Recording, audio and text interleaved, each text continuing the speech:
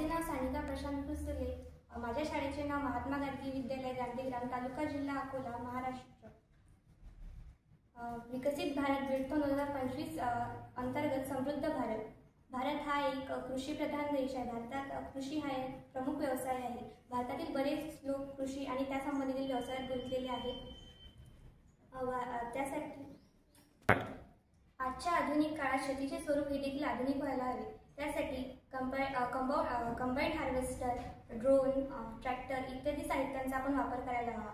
त्यामुळे वेळ आणि श्रम यांची बचत होते, ऊर्जेची बचत होते आणि त्याचबरोबर आपण सेंद्रिय शेतीचा वापर देखील करायला हवा. पर्यावरण पूरकतेसाठी एआयचा सुद्धा वापर करायला हवा.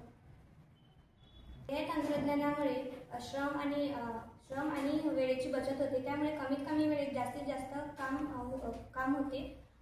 त्यासाठी शिक्षणाची आणि प्रशिक्षणाची आवश्यकता असते.